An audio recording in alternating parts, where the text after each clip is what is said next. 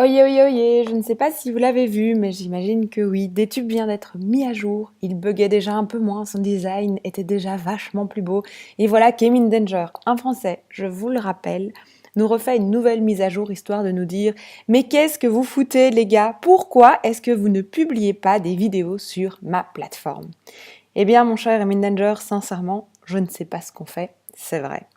Alors, pour vous allécher un peu plus et vous motiver à publier des vidéos sur DTube, je vous parle des nouveautés. Première grande nouvelle, le design est devenu un peu plus responsive, enfin il est devenu complètement responsive, c'est-à-dire que DTube va s'adapter à votre téléphone portable, à vos tablettes, à vos ordinateurs, ce qui est en fait méga important quand on sait le nombre de gens qui ne possèdent pas d'ordinateur et qui regardent donc toutes leurs vidéos, ou qui font tout d'ailleurs uniquement avec leur téléphone. Autre chose qui nous frappe quand on arrive, c'est ici. Vous voyez, il y a le temps de durée de la vidéo. Avant, on ne savait pas combien de temps allait durer la vidéo. Et donc, quand on cliquait, en plus de tous les bugs qu'il y avait, eh bien, ça mettait 20 ans à charger. Et puis, parfois, on pouvait prendre 20 ans à regarder la vidéo. Alors qu'ici, on sait directement que c'est 10 minutes 39 pour une vidéo.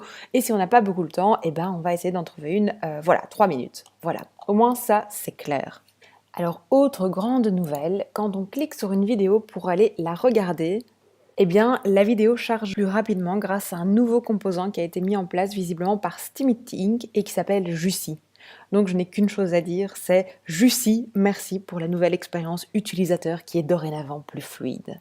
Alors, si on va maintenant sur le profil, mon profil par exemple sur ma chaîne, alors normalement il devrait y avoir une jolie bannière ici. Alors moi je n'ai pas de bannière sur Buzy et je pense que c'est lié directement à Buzy.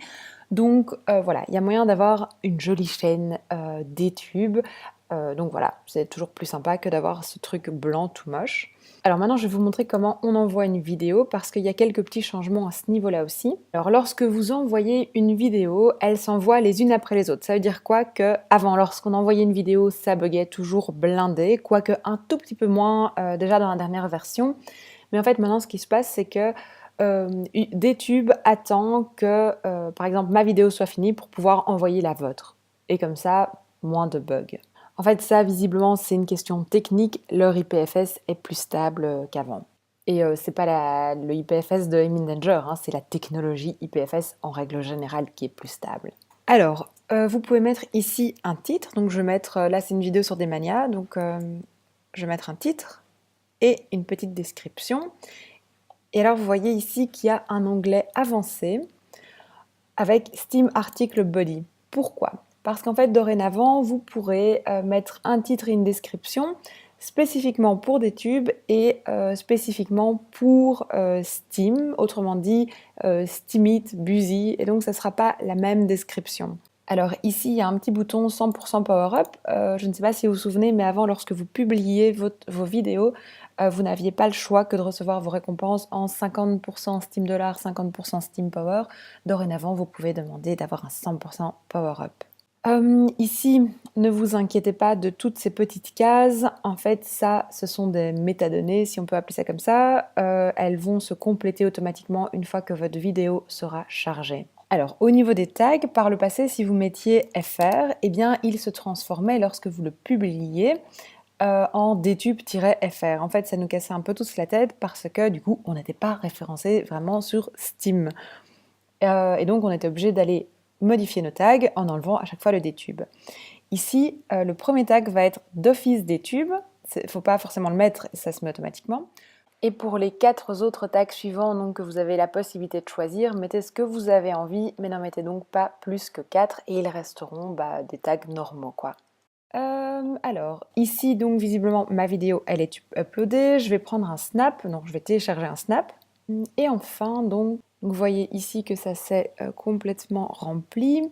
Et ensuite, je vais pouvoir aller publier sur la blockchain. Alors, attendez, qu'est-ce que je dois vous dire de plus? Alors, lorsque vous envoyez maintenant vos vidéos, vous n'avez plus besoin de vous soucier de la taille de vos fichiers. Avant, lorsque vous envoyiez une vidéo en HD, elle restait en HD. Peu importe que les gens regardent votre vidéo sur leur téléphone portable ou leur ordinateur, elle chargeait en HD, autant dire que c'était pas cool pour les gens vu que ça tuait leur forfait téléphone par exemple. Maintenant, DTube transforme automatiquement toutes les vidéos en 480p. Et du coup, c'est lisible par tous les périphériques possibles et inimaginables. Alors ici, donc, je vous ai montré, il y a moyen donc d'avoir deux types de textes différents, l'un pour Steam et l'autre pour typiquement pour DTube.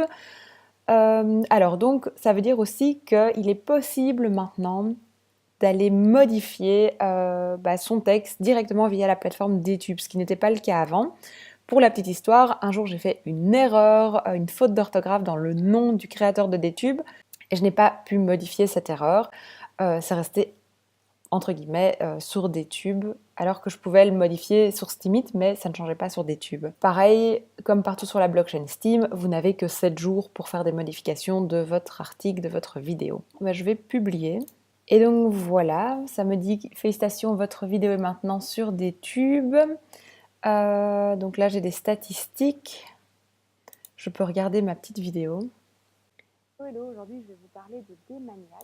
Et alors, regardez, ici, je peux faire avance rapide pour la voix, mais ça, je pense que c'était déjà le cas avant, donc ça, c'est toujours utile. Alors ici, dans Source, vous pouvez regarder soit en 480p ou alors dans la source originale du fichier. Donc, si quelqu'un a envoyé un film en HD, vous pourrez le regarder en HD. Alors, du coup, voilà, les commentaires vont se mettre ici. Là, vous avez toutes les informations que j'ai notées. Je peux éditer. Je peux liker, ne pas liker, donc enlever des rewards. Ici, vous pouvez copier le lien, copie embed là. Donc ça, c'est une manière de copier-coller le lien dans, par exemple, votre site internet ou sur Steemit, etc. pour avoir directement la vidéo et que ça comptabilise les vues. Par exemple, c'est le cas sur YouTube. Là, vous pouvez re-steamer. Et ici, vous pouvez télécharger la vidéo si vous le voulez directement à partir du réseau IPFS. Voilà, je crois que je n'ai pas grand chose d'autre à vous dire, si ce n'est que, eh bien, mes chers futurs DTubers, n'hésitez pas à publier du contenu sur DTube pour que ce projet vive et ne tombe pas à l'eau. J'espère qu'on se retrouve sur DTube et je vous dis à très bientôt pour une nouvelle vidéo. Bye bye!